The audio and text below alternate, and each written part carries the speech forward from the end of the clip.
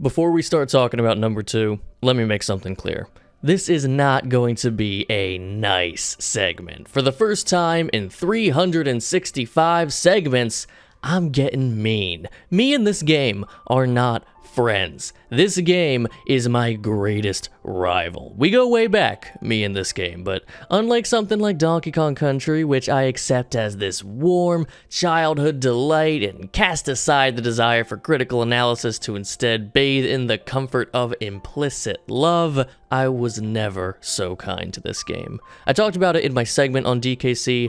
That game has a lot of qualities that lend itself to being an excellent nostalgia pull for me, but so many other games from my childhood lacked those qualities. That easy, pick up and play spirit that DKC had. You reevaluate things with age. This isn't just a childhood thing, this happens throughout your entire life. And even more specifically in my case, video game knowledge became an intimate and vital component of my life. I won't deny, I take a joy in exploring childhood favorites. The malicious tone this video started with might imply that I dive into some old Spider-Man game and rip it apart for all of its inadequacies that I didn't notice as a child and get high off of the ensuing bloodbath, but no.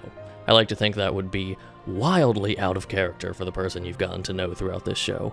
It's very natural for me to compartmentalize these games. I can effortlessly enjoy tons of games that didn't even make the top 366 because I liked them in my past. At the same time, I have no issue identifying potential game design issues I may not have noticed before. And finding those things doesn't take away what the game means to me, nor do I feel like my past self is an idiot for not noticing these things.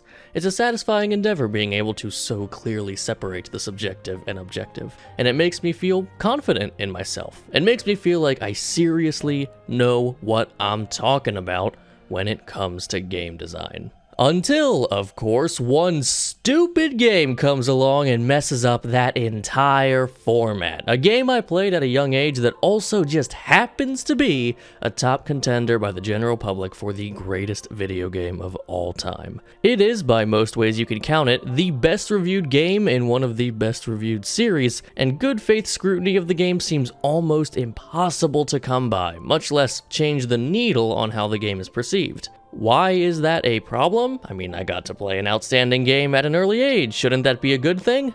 Yes, it should be a good thing. But nothing gets in the way of your own happiness in life more than you do. I played this game as a child and loved it. I grew up a little bit, new games come out, but I still love this one. I get a little older, start to have a cursory understanding of game design. I still think this game is basically perfect. I become an adult, start looking at games very seriously, refine my understanding of the medium, decipher my own tastes. Games come and go. I play them, I like them, some stick around, some fade into the background. I come back to this game, somehow still just finding nothing to make me feel anything less than unapologetic adoration for it. At this point, I'm mad. I feel like I'm continually stepping into the ring with this guy and getting TKO'd at the first punch. I get a little older still, make studying video games the center point of my life, start a show where I celebrate all of the great games that I love despite never pretending that each and every one of them has flaws. I am better equipped than 99.9% of humans alive to dive into this game and just get one little jab in there, one chink in the armor to prove I'm not just drooling over a game from my youth, and yet I haven't made a dent. And what makes it so much worse is that while I'm over here in a blind rage, this game is completely nonchalant about it as it continues to gleefully announce its name with a joyful timbre. Oh, you can it, Charles!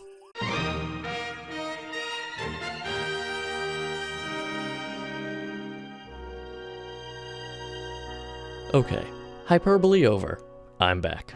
Super Mario Galaxy does inspire some contention within me. There is an insecurity within me related to this game. I loved it as a child and have been unable to sever myself from it. Mario Galaxy has a distinction all to itself of being the only video game I have ever turned on with the intention, the specific goal of figuring out how to like it less, to escape the reality that a game I am so fiercely nostalgic for is also one of the most commonly accepted greatest games of all time. To be free of the stigma of having a Mario game I played when I was the correct age to be playing Mario games remain one of my favorites. And I can tell you this, I kinda succeeded? Except not really at all. What I can tell you is that I feel very little nostalgia for this game now. Those intense exercises of game design analysis I referenced early on, some coming with less than pure intent, means I don't really associate this game with my youth as massively as I do Donkey Kong Country. It's why I don't consider this a childhood entry into this countdown. I just can't look at this game that way anymore. It's not a way to relive childhood for me. I think a better metaphor would be that this game is like an older sibling to me. Someone I grew up alongside and see them for what they are today rather than constantly thinking back on what our relationship used to be. And Galaxy definitely is the older sibling. Every time I came to Galaxy with greater knowledge expecting to pull a gotcha on it, Galaxy responded as nonchalantly as ever saying, "Yeah, I've always known that. That's nothing new to me.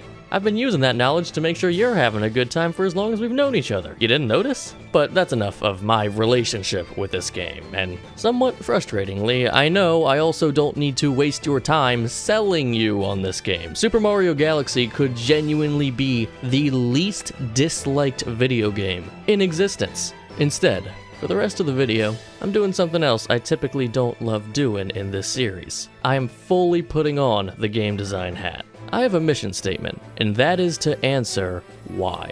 Why is Super Mario Galaxy held in such high regard even among a series of the most highly respected pieces of media in existence? What does this game specifically do that the others didn't? In short, I'm doing comparative criticism today. I hate comparative criticism in general. I think it shows a lack of finesse, if not tact, on the part of the speaker if they can't speak on the merits of one thing without tearing down another thing. I've allowed myself a bit more leeway with comparative criticism in the top 10 because it's been a helpful tool to highlight just how much more I like these games in particular. But we're diving in full blast with Galaxy. The circumstances haven't changed from what I described in the first part of this segment. If Galaxy really is as good as society has claimed, then it shouldn't sweat being put up against the big boy standing right next to it. Let's see what you got, Galaxy. And Galaxy 2, for the record. Both games might as well be number 2.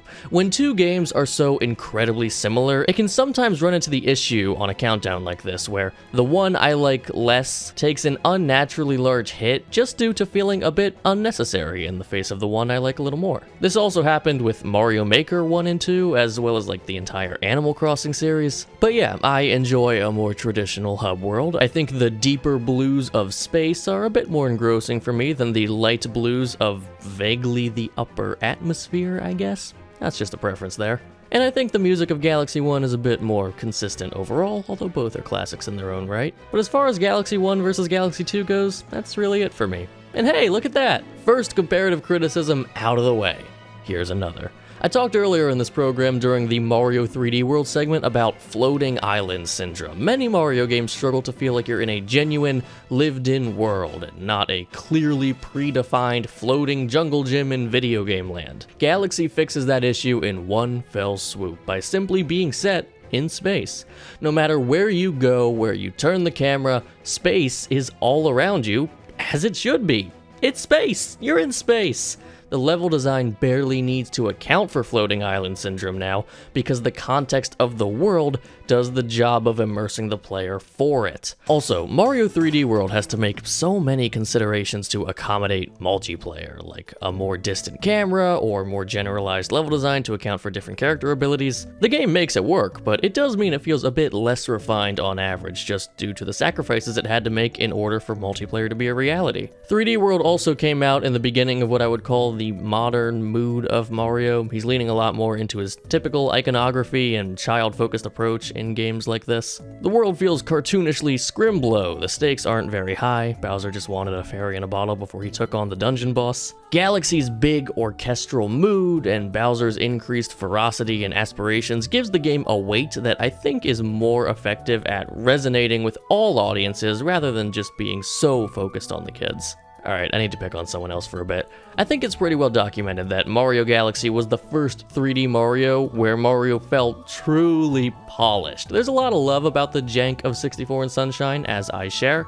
but it is jank all the same, and that's just not what I think you ought to aim for in a mass appeal product like these. But more specifically, I want to talk about Galaxy's big unique input, the spin attack. Pretty much every big 3D Mario has a unique action input. In Mario 64, you have the iconic Smash Bros. Jab attack. In Sunshine, you have FLUDD spraying water and acting as a jetpack. In Odyssey, you have Throw and Cappy. I like all of these in different ways, but Galaxy's is the best. It's your one-stop shop for anything you need, whether you're a seasoned player or a newcomer who just needs a panic button. An enemy's coming at you, spin attack. You're falling, spin attack gives you a little extra air. You need to line up your landing, spin attack. You need to interact with something, spin attack. You need to activate an ability, spin attack.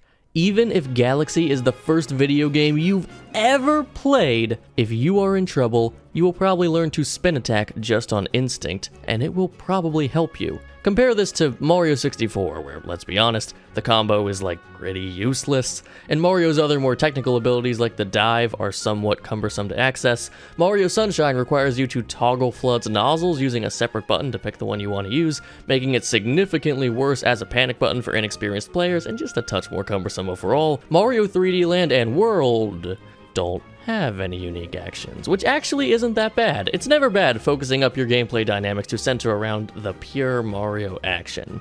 And as for the Odyssey hat throw, it's actually remarkably similar to the Galaxy spin. It's a fast, stationary attack that keeps you suspended in air for a moment. It's a decent panic button, but in every way that it is different from the Galaxy spin, Galaxy is different for the better. Galaxy spin attack hits 360 degrees, making it a little more intuitive to use and a better panic button. And Odyssey's hat throw comes with the added caveat that the hat throw is also how you capture enemies, meaning you might accidentally hit something and transform into it without meaning to. Why focus so much on the panic button aspect if I am an expert, seasoned, hyper cool gamer guy? It's because, like I said, for this segment, game design hats on. As of right now, we're not talking about me, we're talking about everybody. And out of all of Mario's core unique abilities in the 3D series, the spin attack is the one that allows the game to include everyone the best. Young children who suck at everything, grandparents who never played a video game before but want to hang out with their grandkids, adults who never have time for gaming anymore because life and just want to play Mario for a bit.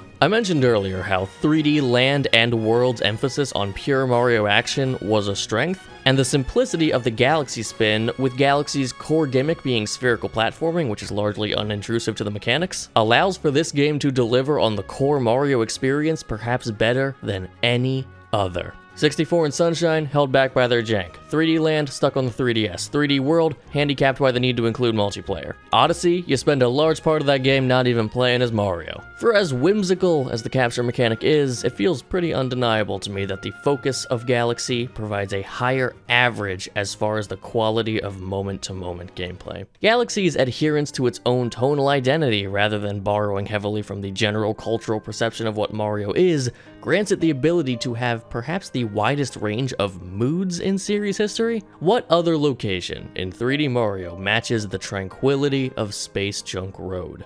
What location matches the Star Wars-esque epicness of Bowser's Star Reactor, or Bowser's Galaxy Generator if we're throwing Galaxy 2 in the ring? What moment in 3D Mario is more emotionally compelling than Rosalina's story? Heck, what character introduced in 3D Mario can even compare to the popularity of Rosalina? Now, believe me, I haven't lost sight of the fact that this is not and should not be a video essay. It's a countdown of games I personally love. If I wanted to craft a real Steelman argument here, I would have to keep going, but I'm making one of these a day, and I'm already scared of how long this script is. The point is that even when placed among champions of the genre, Mario Galaxy still cleanly knocks them all out, blow for blow, pound for pound. And it's infuriating how untouchable this game is, right? And hey, I'm not ignorant. I know there are plenty of things that are said somewhat regularly against Galaxy. I simply think they are either so insignificant and small to matter that much in the grand scheme of things, or are so poorly conceived, if not completely bad faith arguments. Most of them aren't even a matter of quality. People are just talking about preference. Plenty of people prefer a more sandbox-style Mario game compared to a linear one like Galaxy. That's a valid preference. Some Some people like the tones of other Mario games more. Preference. Some people really like multiplayer, or uber collectathons, or exploiting the jank of older game systems. All preferences. Those are all things that an individual may like. I like a lot of those things. But they're not steps that one would take when designing a game in the hopes of crafting their vision in such a way that the most people possible will enjoy it. Heck, even if you don't like motion controls, the Switch version can be played completely without them. And look here, you better not interpret this segment as somehow me not absolutely loving the other 3D Mario games, or I swear to all things good in this world, that rage I expressed in the opening of this segment will no longer be hyperbole. Isn't it nice that this isn't the tone I decided to take for the entire series? I couldn't do this for so long if I had to be so aggressive and objective all the time. But this highlights the spirit that represents my relationship with Galaxy. As much as I study and research and learn and create and grow, I can't knock this game off its pedestal. I shouldn't even want to. I loved this game from day one. I'm simply an insecure man who believes that loving Super Mario Galaxy is a blow against the identity I try to craft for myself. But with math proving that it is definitively my second favorite game of all time at this moment in history, I think it's time I stop hiding from the reality of the situation. I don't want to learn how to like Galaxy less. I have no desire to see it knocked from the pedestal the culture has put it on. Heck, I don't even really care about the cultural aspect to begin with. Super Mario Galaxy is not my greatest rival. It's my best friend. No matter how I change or improve or try to push it away, it stays by my side and meets me where I'm at in the way I need it, rather than forcing me to revert back to an old version of myself to remember why I like it so much. And it's about time I start being a better friend to it in return. Hopefully its spot of honor on this countdown is a strong first step to that end. But if Super Mario Galaxy is number 2, then it can't help but beg the question, who could you possibly like more than your best friend?